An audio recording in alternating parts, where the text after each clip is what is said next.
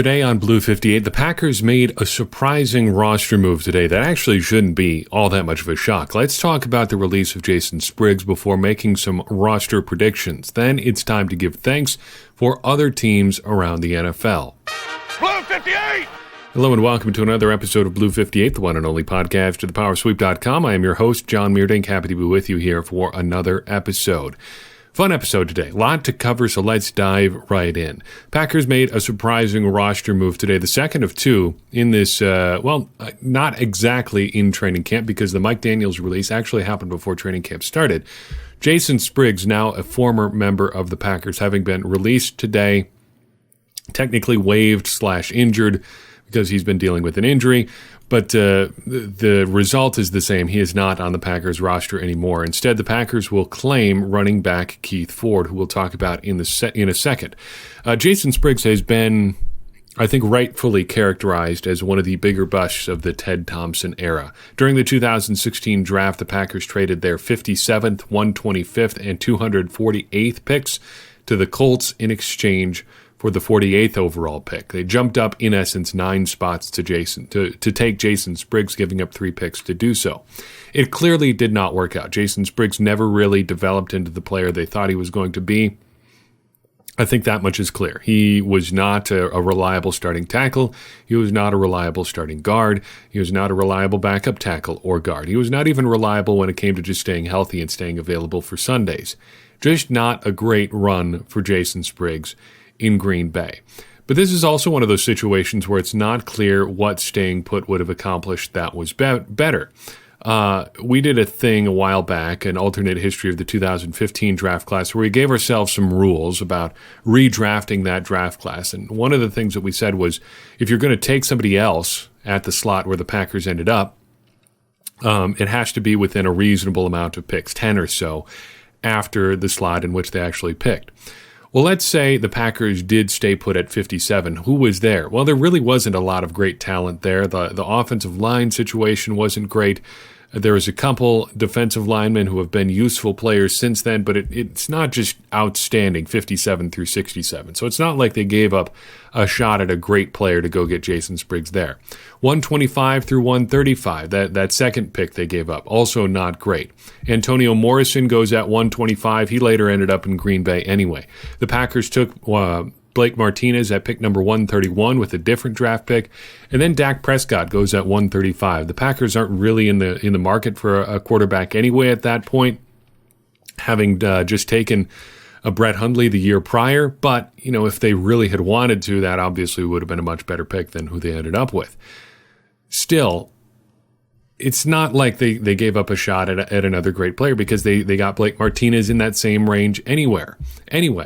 They could have traded up and taken somebody else, but there really wasn't anybody else who went in that 48-ish range that has been just a lights-out player either.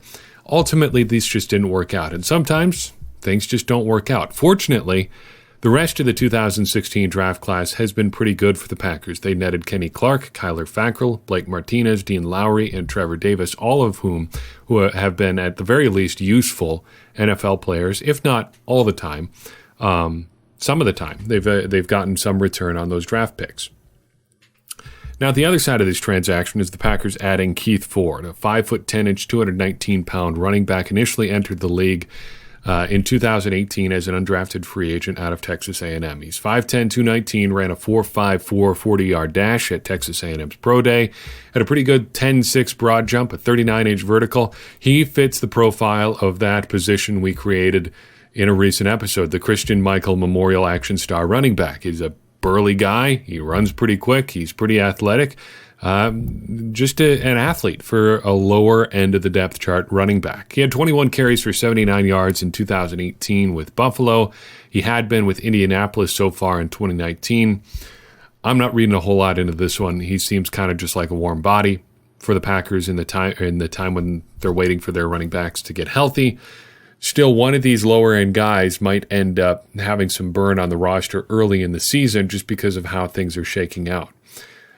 If Aaron Jones and Jamal Williams don't get healthy, then that becomes a consideration. I think, just looking at the way these injuries have been characterized in the media so far, that neither the Jones or the Williams injuries are all that serious Sure, Aaron Jones has been out of quite a few practices. Sure, Jamal Williams has been out of quite a few practices.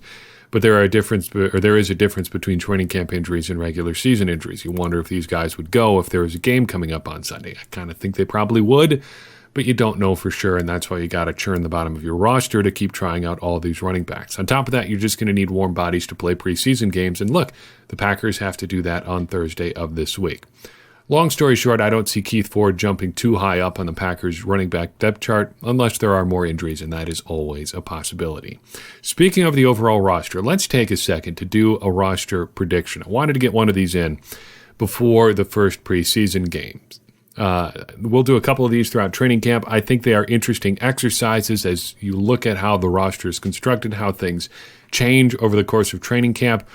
Ultimately, if you're trying to make predictions that mean anything, and I'm stretching the meaning of the word mean there because obviously none of these mean anything. Brian Gutekunst isn't sitting at home taking notes on my roster prediction or any of ours for that matter.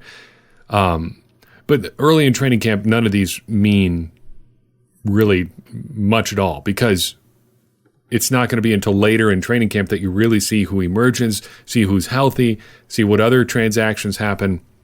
I still think it's worthwhile because they reflect what your thinking is at the time, and we'll have an opportunity to look back on some of our previous predictions. To that point, I would like to have you cast your mind back to a far simpler time of March 2019. This was prior to the draft, prior to a lot of other roster moves, prior to Mike Daniels being released, obviously. I thought at that time 29 roster spots were all but locked up, and we did a podcast about that. I thought there were quite a few position groups where the Packers were all but set.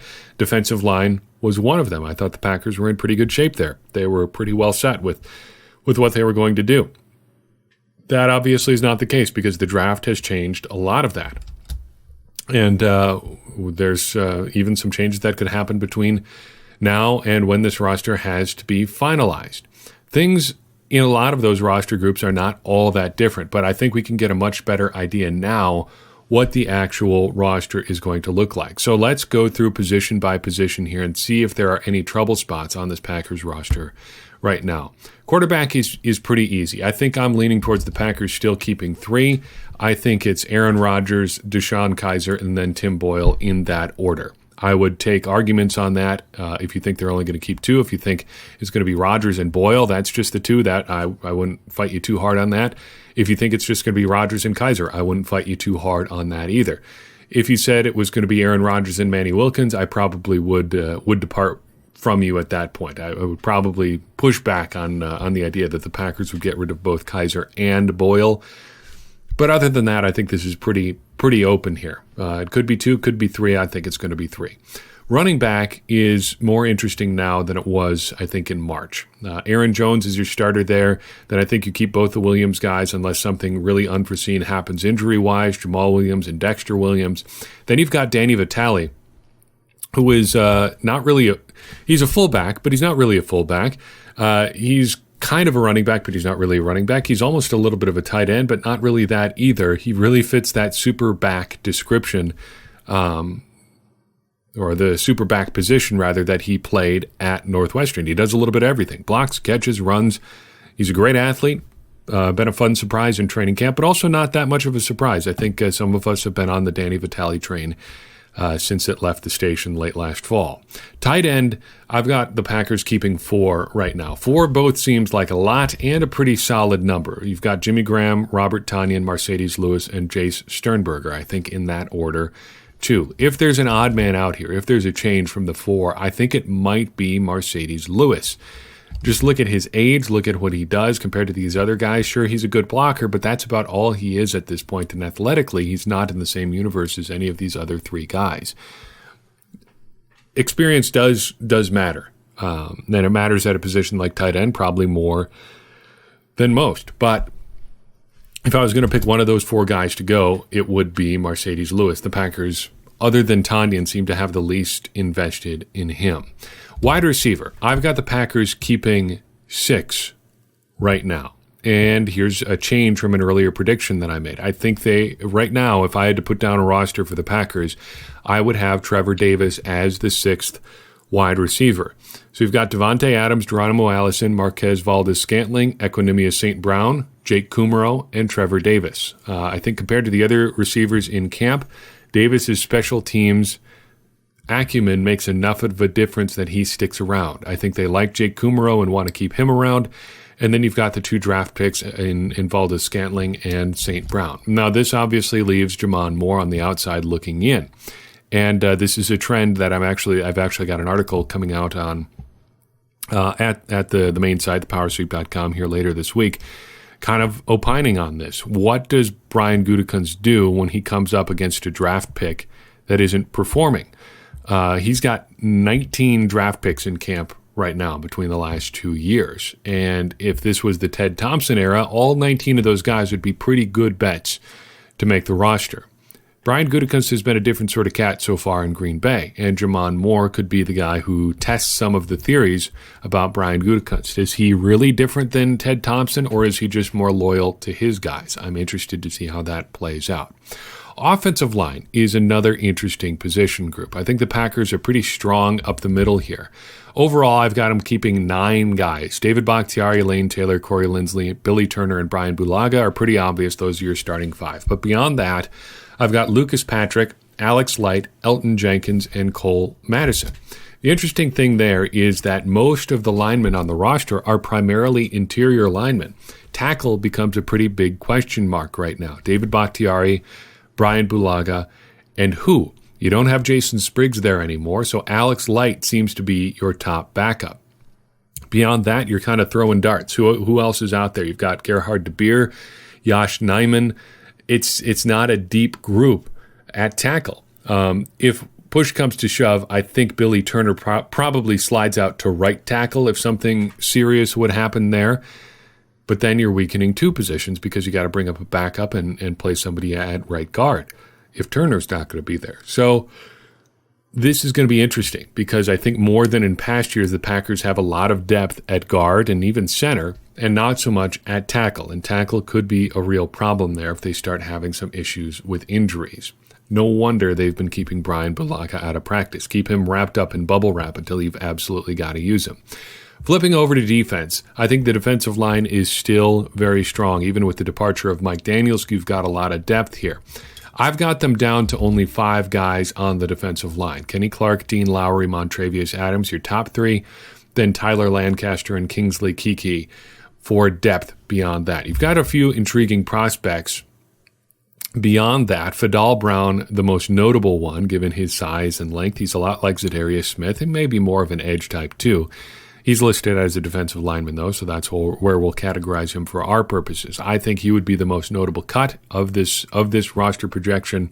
But right now, I think the Packers are pretty set on their defensive line group. That does give them some interesting options as far as training or practice squad guys. But we'll cross that bridge when we come to it. And I'm not going to try to sort out who they signed to the practice squad because there's a whole lot of other factors that go into that. You've got to factor in who might end up on other teams. And boy, that just gets to be a lot of work. And I don't want to, as much guesswork as this is trying to predict a roster, I don't want to go that far down the rabbit hole. Edge or outside linebacker. This one's a little bit tricky here too because I've only got 4 guys in this group right now. And I think it almost certainly is going to be more than that. But I'm not sure who you keep beyond the big 4 names: Zadarius Smith, Preston Smith, Rashawn Gary, and Kyler Fackrell. Not all 4 of those names are the same level of big name, but I think you understand what I mean. Those are the guys that you recognize. I think they probably keep a 5th guy, maybe even a 6th guy. You never know. But who is it going to be? Probably an undrafted free agent type, an athletic guy with some upside. Kendall Donnerson is in the mix there. You never really know.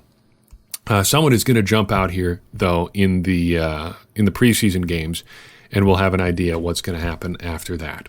Inside linebacker, I think your top 2 are real no-brainers here. You got Blake Martinez and Oren Burks. But beyond that, I think you're pulling names out of a hat. Right now, I've got James Crawford and Ty Summers. Crawford, the big special teamer from last year, Ty Summers, looks to figure in there a little bit as well. I think that's going to be the path for their inside linebacker depth. They're not really worried so much about the traditional linebacker roles here. If they're keeping inside linebackers beyond Burks and Martinez, it's going to be primarily for special teams contributions. That said, you are going to need a guy to fill in and take a few snaps at inside linebacker at some point. Who that is, though, is probably still going to be primarily a special teams player. Cornerback. I have 7 right now. It seems high, and that's partly because I'm not really sure what's going on at safety. I've got Jair Alexander, Kevin King, and Josh Jackson as my top 3, even though Jackson hasn't practiced a whole lot. Beyond that, Tramon Williams, Tony Brown, Kevion Ento, and Kadar Holman. I would probably have Holman ahead of Ento, and Ento, admittedly, is a bit of a guess, especially considering how little he's actually played cornerback in his life, really about a month or so. But I think out of the guys that have shown up in training camp so far, he's right up there. The top 5, I think, are all but locked in. You're going to keep Alexander, King, Jackson, Williams, and probably Tony Brown, just either because they're high draft picks, they're good, or you know what they are. Beyond that, you've got a draft pick and undrafted free agent guys, and that's where it gets a little bit weird. It's probably going to come down to a couple big plays in preseason games and special teams contributions again. Safety, the top 2 are obvious locks. You've got Adrian Amos and Darnell Savage. But beyond that, it gets a little bit weird again. I think Josh Jones is still on the way out. He's around right now, but you got to remember things can change a lot and very quickly. Last year, Quentin Rollins opened training camp as one of the cornerbacks practicing with the first team. Josh Jones opened this year's training camp as the top nickel linebacker off the bench. I don't think we should be overly convinced by anything we've seen in training camp so far. I wouldn't be surprised to see a Brett Hundley-type trade with Josh Jones at some point. I've softened a little bit on my stance about him being gone, but I still think if I had to pick right now, he would be on the way out. Finally, specialists, 3 of them, pretty obvious here. J.K. Scott, Hunter Bradley, Sam Ficken. Sam Ficken is in there right now because if Mason Crosby can't kick, he's not going to end up on the active roster, and he's got to kick to get his job back at this point, because right now Sam Ficken is the kicker by default. Overall thoughts on this roster, not a lot of surprises here. Most of the surprises are going to be depth-related ones. I don't think you're going to have any surprise starters coming out of training camp. And that's something that I wish I would have mentioned in one of our episodes last week. What is training camp actually like? Well, there are a lot fewer surprises than people, I think, realize. Most of this roster was pretty set quite a while ago. Back in March, we could have predicted quite a few of these roster spots. That's something that we'll do at the end of training camp. We'll review that March prediction, just the locks, and see how many of them actually ended up on the roster. It's not so hard to predict as you might think. But there is some movement here, and we'll get a little bit of movement between now and the end of training camp. Now for something completely different. I got a good question the other day from a listener halfway around the world, and I thought it was a great thing to do to have a little bit of fun here. Brian writes, "Dear John, congrats on the new baby." Thank you. By the way, I love your podcast. Thank you again. I listened to it in Sri Lanka, where I am posted. Just wanted to give you an idea for a show. Why don't you do a show called Gifts to the Packers? This would focus on actions taken by non-Packers teams or players that benefited the Packers immensely. Fun idea here, so let's talk about this. And there is a little bit of an extra twist here, because when you're talking about gifts, there are a couple appropriate times around the calendar to give gifts. One of those times is on one's birthday. And as it so happens, this particular day when I'm recording, Tuesday, August 6th, is my birthday. I am a number of years old. That's about all the information that I'm going to give you, although I think I've said how old I am on previous podcast episodes, so it's really not that big of a deal. But it is my birthday, and we're just going to look at all of these as gifts to me as a Packers fan. So let's dive right in. First, we're going to start in the NFC North. All 3 of the NFC North teams have given me some generous gifts over the years. First, the Lions, right up the road from where I am in Detroit. Detroit, thank you for being so bad that both Barry Sanders and Calvin Johnson, 2 of the best football players who have played in the NFL in my lifetime, thank you for being so bad that both of those guys retired before their age 31 season. That was quite a gift to the Packers and to me. Barry Sanders retired at age 30, coming off a nearly 1,500-yard season, just 2 years removed from a 2,000-yard season. Johnson, meanwhile, retired after a 1,200-yard, 9-touchdown season after playing all 16 games for the first time since 2012.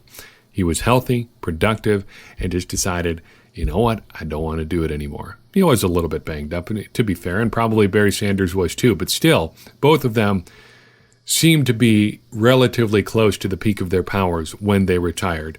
And as Packers fans, we benefited greatly. As fans of great football, we were probably deprived of them, but, they did what was best for them.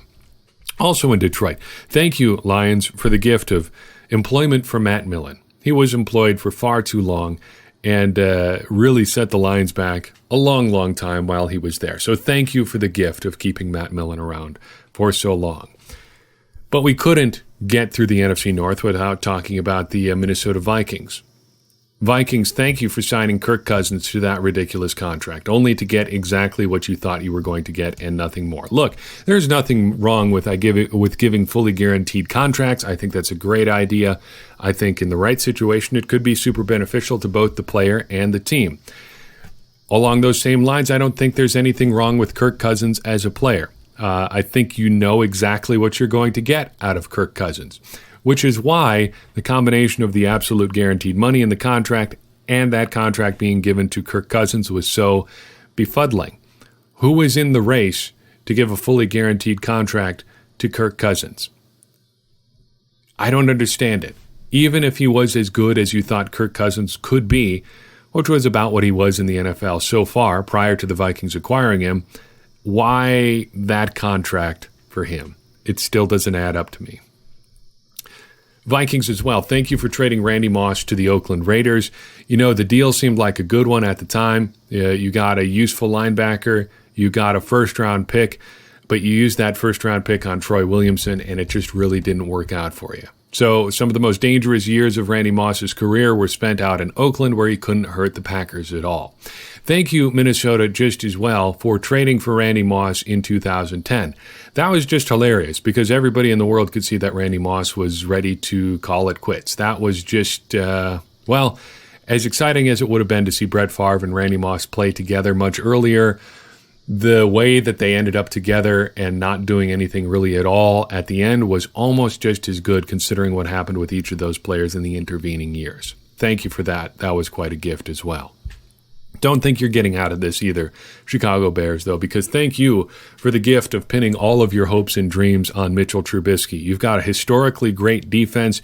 You've got an offensive head coach who seems about as creative as any that we've seen in the NFL recently, and you're tying it all to Mitchell Trubisky. That is just wonderful. Thank you for the unintentional hilarity as well, or perhaps intentional hilarity as well, of trading up to select Mitchell Trubisky when there seemed like not even a snowball's chance that the San Francisco 49ers were going to draft him. Thank you, Chicago Bears, as well, for giving up 2 first-round picks, a third, and Kyle Orton for Jay Cutler, in addition to a 5th-round pick. Jay Cutler, one of my favorite members of the Packers since 2000 or so. Thank you for that.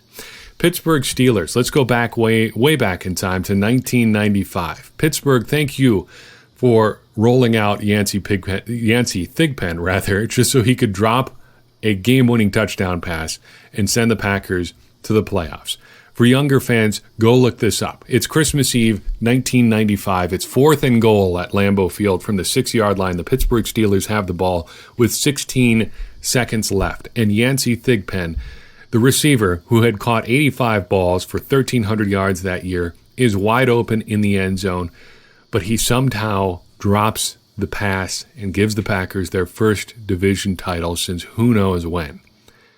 Even watching it on video, you can hardly believe that this pass was dropped. How did he drop the pass? It hit him right in the chest. Just kind of almost threw it out of the back of the end zone. It's one of those plays that you watch and wonder, how in the world could that have happened? Who knows? But thank you, Pittsburgh, and thank you, Yancey Thigpen, for dropping that pass and giving me another chance to introduce the name Yancey Thigpen into our conversation.